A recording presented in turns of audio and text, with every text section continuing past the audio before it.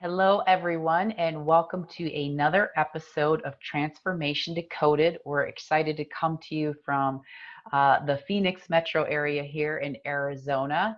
And we are excited about our topic today. But before we hop into that, we're going to do quick intros.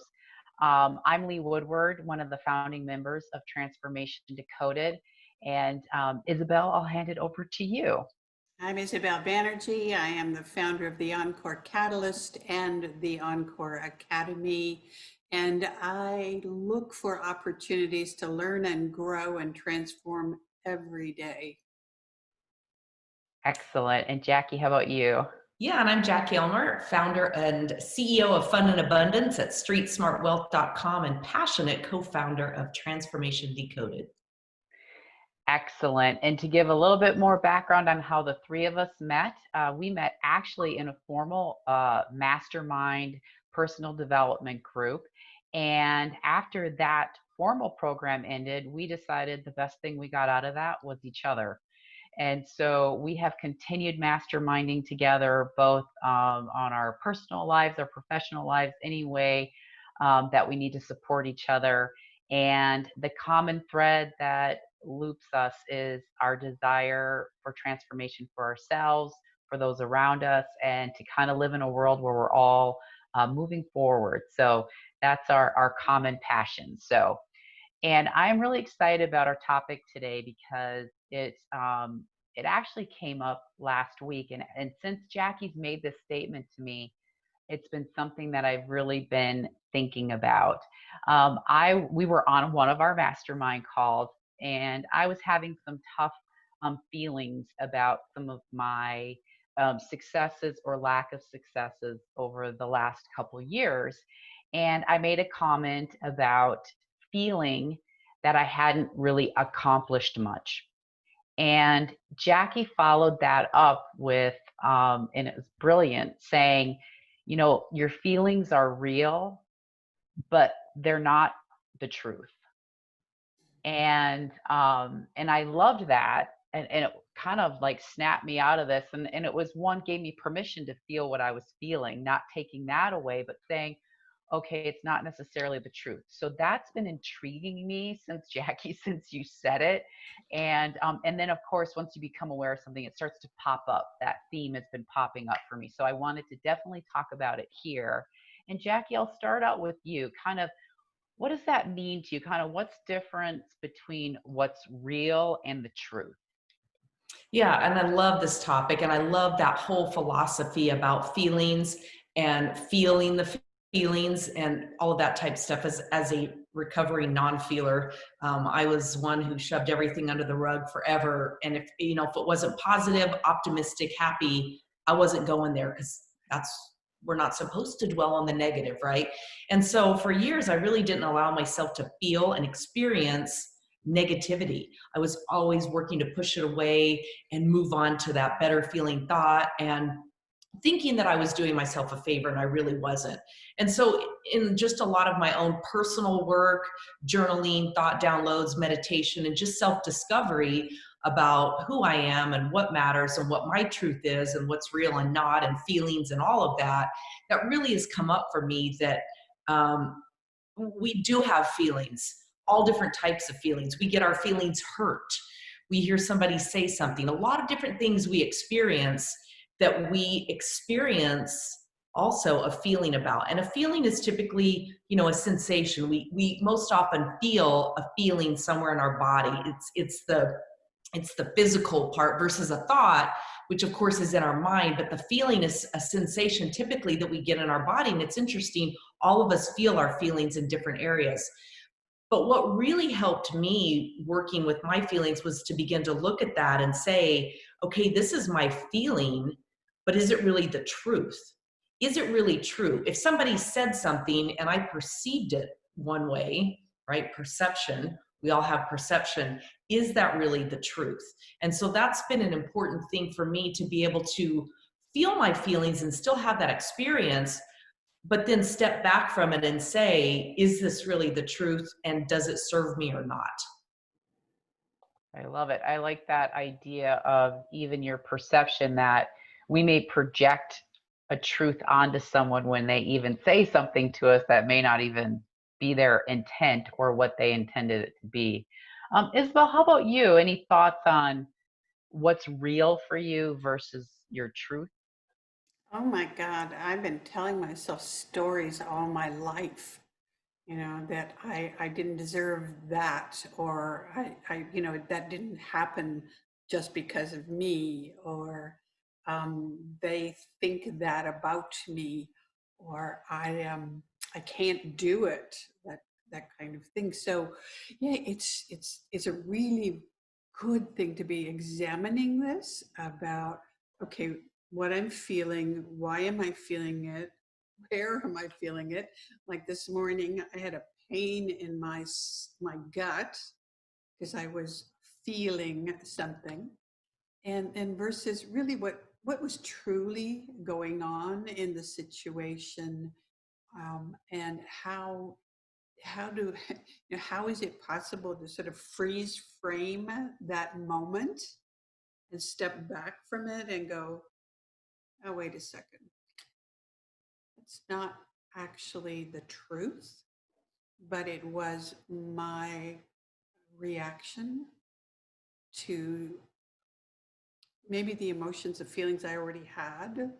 And then I just used the situation to be additional fuel for the fire, so to speak. So, yeah.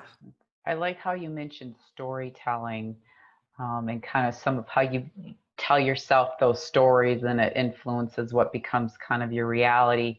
Jackie, how about you? Like, what stories have you told yourself that you've said, wait, that reality isn't in line with your truth? It's interesting. The one that comes to mind right up front is my brother, who's 2 years older than me, is an extreme creative. He's a great artist. He can paint, sculpt. He should have been an aerospace engineer because he can draw the most intricate details of airplanes and everything. So he was extremely artistic. And I grew up in a small town, Durango, Colorado. And so there was one middle school, it was junior high then, art teacher. So I'm 2 years behind him. I have art. I do an art project. I did this beautiful, and I grew up telling myself the story that he was the creative one, not me.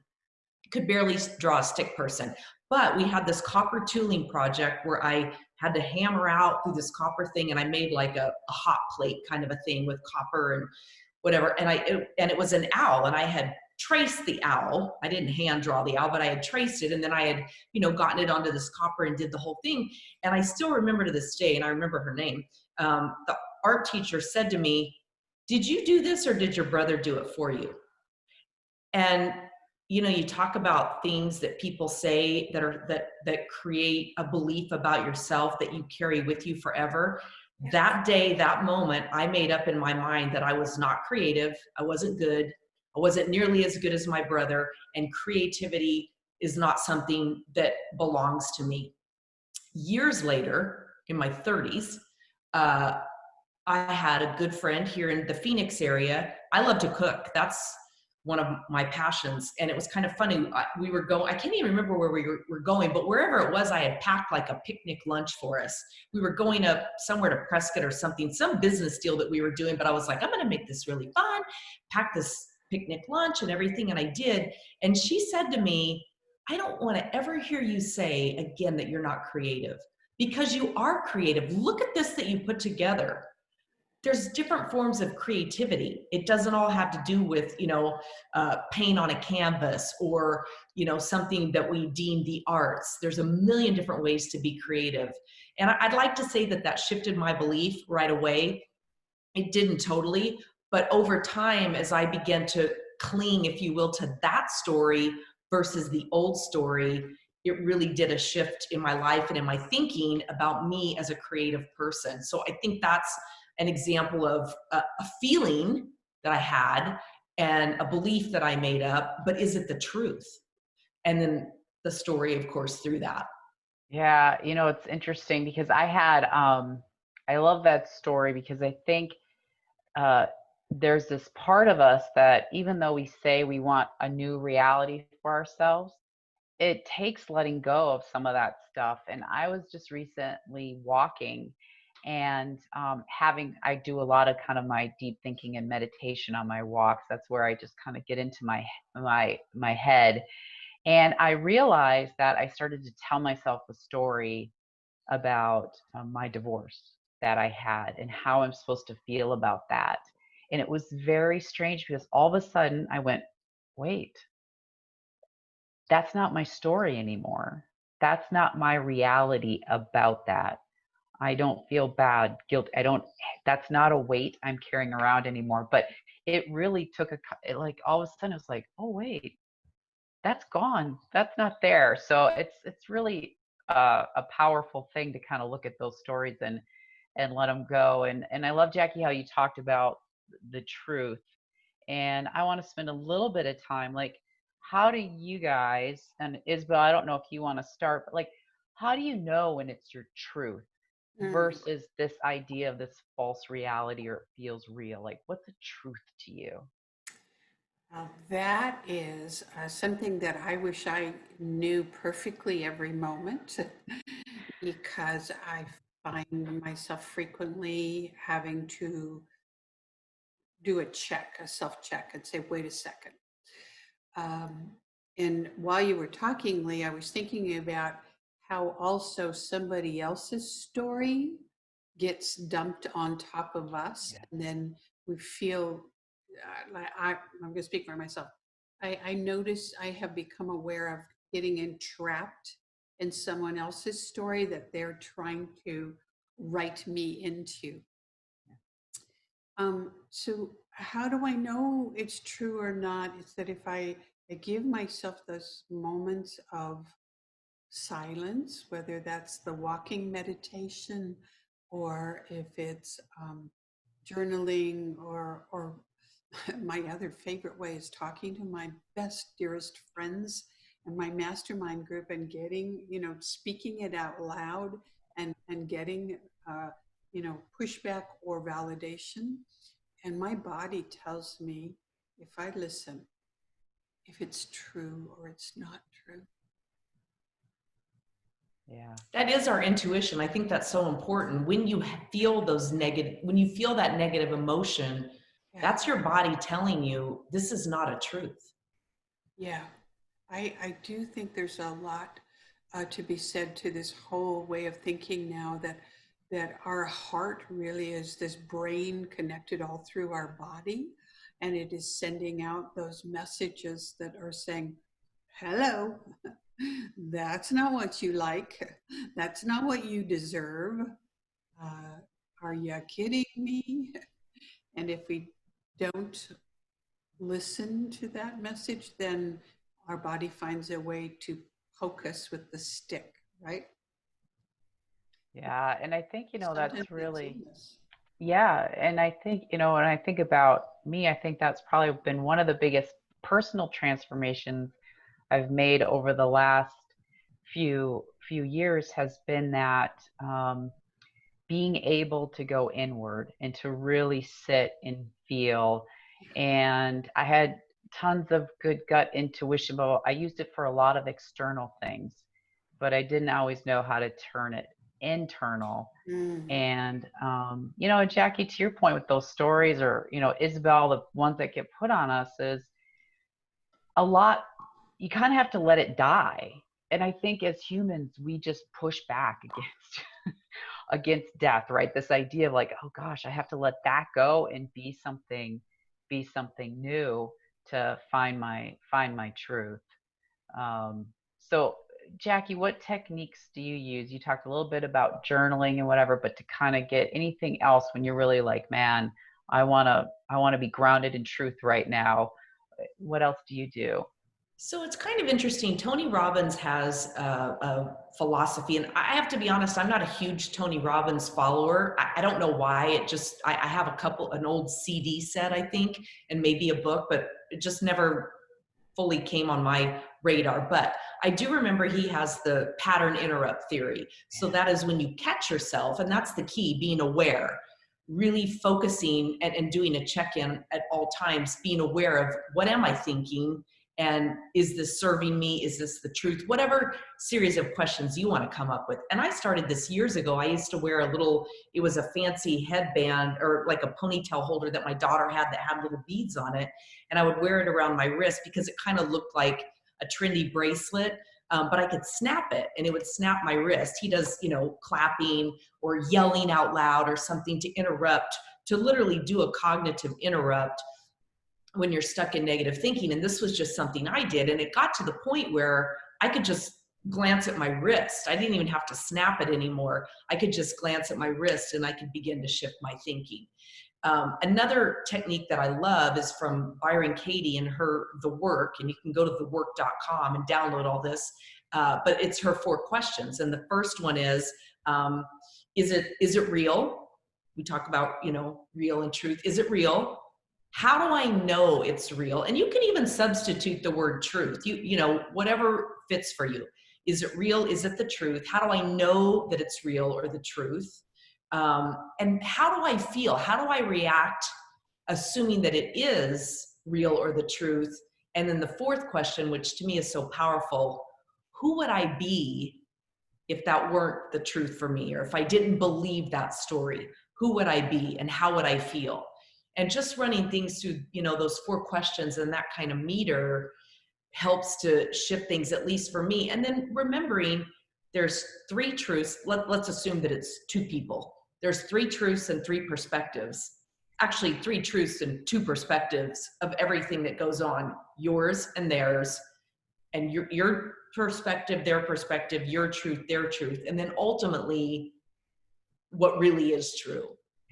And that's kind of a slippery slope too, but looking at it from those angles helps me a lot to say, this is not about me. Talk about, having other people's stories dumped on you and some of that, asking my body, is this mine to own?